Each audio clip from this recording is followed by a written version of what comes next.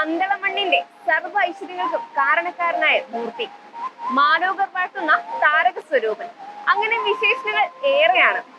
പറഞ്ഞു വരുന്നത് മറ്ററിയും പറ്റിയല്ല, 18 പൂങ്കാവനങ്ങൾക്കും മലകൾക്കും അധിപനായ മണികണ്ഠകുമാരനെ കുറിച്ച്. ഇന്നിവിടെ നമ്മൾ കാണാൻ പോകുന്നത് പിതൃവാത്സല്യം തുളുമ്പുന്ന അച്ഛൻ, തന്റെ മകന് വേണ്ടി എന്തും ചെയ്യാൻ പ്രാപ്തനായ ഒരു അച്ഛൻ, പന്തളത്ത് മന്നനെയും വലിയ കോയിക്കൽ കൊട്ടാരത്തെയും കുറിച്ചാണ്. കാണാം നമുക്ക് ആ കാഴ്ചകളൊക്കെ.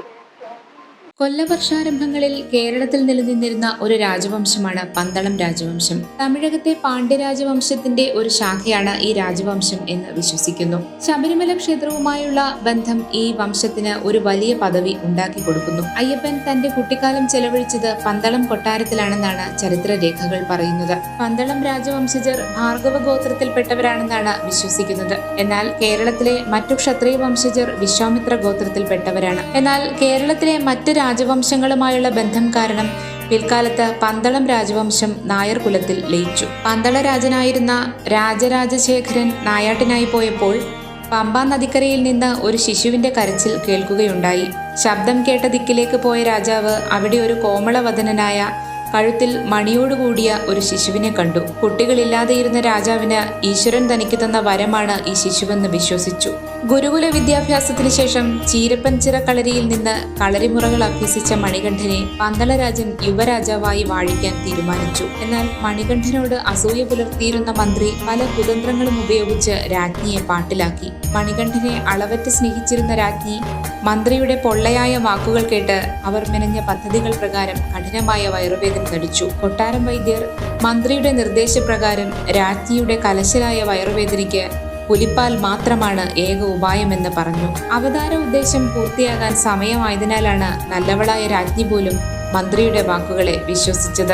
ആരെ കൊണ്ടും നടക്കില്ല എന്ന് വിചാരിച്ചത് മണികണ്ഠൻ ഏറ്റെടുത്തു. പുലിപ്പാലിനായി കൊടുംകാട്ടിലേക്ക് പുറപ്പെട്ട മണികണ്ഠൻ മഹിഷിയെ നിഗ്രഹിച്ച് ഒരുപറ്റം പുലികളുമായി പന്തളത്തെത്തി. ഇത് കണ്ടവർ നാലുപാടും ചിതറിയോടി. മണികണ്ഠൻ ഒരു സാധാരണ മനുഷ്യനല്ലെന്ന് മനസ്സിലാക്കിയ രാജാവും രാജ്ഞിയും മന്ത്രിയും കൊട്ടാരത്തിലുണ്ടായിരുന്ന മറ്റുള്ളവരും മണികണ്ഠനെ തൊഴുതു വണങ്ങി. തന്റെ അവതാര ഉദ്ദേശം പൂർത്തീകരിച്ച മണികണ്ഠൻ രാജാവിനോട് ശബരിമലയിൽ തനിക്കായി ഒരു ക്ഷേത്രം പണിയണമെന്നും തന്നെ പോകാൻ അനുവദിക്കണമെന്നും അഭ്യർത്ഥിച്ചു. അനന്തരം അപ്രത്യക്ഷനായ മണികണ്ഠനെ അയ്യനെ എന്നും അപ്പനെ എന്നും ജനങ്ങൾ വിളിച്ചു. ഇപ്രകാരമാണ് മണികണ്ഠന് അയ്യപ്പൻ എന്ന പേര് ലഭിച്ചത്. പന്തളം രാജവംശത്തിന്റെ വാസസ്ഥലമായ പന്തളം കൊട്ടാരം അച്ചൻകോവിലാറിന്റെ കരയിലാണ് സ്ഥിതി ചെയ്യുന്നത്. കേരളീയ വാസ്തുശില്പകലയുടെ ഒരു ഉത്തമ ഉദാഹരണമാണ് ഈ കൊട്ടാരം. പഴയ കൊട്ടാരത്തിന്റെ ഭൂരിഭാഗവും കാലപ്പഴക്കത്താൽ നശിച്ചെങ്കിലും ചുരുക്കം ചില ഭാഗങ്ങൾ ഇപ്പോഴും നിലനിൽക്കുന്നു. കൈപ്പുഴത്തമ്പാന്റെ മാളികയായിരുന്നു ഇത്.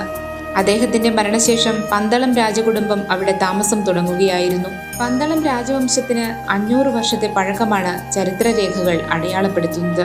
അച്ചൻകോവിലാറിന്റെ കരയിൽ സ്ഥിതി ചെയ്യുന്ന വലിയ കോയിക്കൽ ക്ഷേത്രം അയ്യപ്പന്റെ നിത്യപൂജകൾക്കായി രാജശേഖര രാജാവ് നിർമ്മിച്ചതാണ്. കൊട്ടാര സമുച്ചയത്തിനുള്ളിൽ സ്ഥിതി ചെയ്യുന്ന ക്ഷേത്രത്തിൽ വിഗ്രഹത്തിന് പകരം 12 സാളഗ്രാമങ്ങളാണുള്ളത്. എല്ലാ വർഷവും ധനു 28-ന് മകരവിളക്കിന് മുമ്പായി തുടങ്ങുന്ന തിരുവാഭരണ ഘോഷയാത്ര ഈ ക്ഷേത്രത്തിൽ നിന്നാണ് ആരംഭിക്കുന്നത്.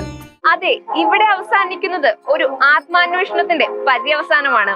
അത് നീ തന്നെ എന്ന തത്വമസി വാക്കിലേക്കുള്ള ഒരു തിരിഞ്ഞു നോട്ടം. ക്യാമറമാൻ അനന്തുവിനൊപ്പം അശ്വിനി അർണബ്, ചാനൽ 91.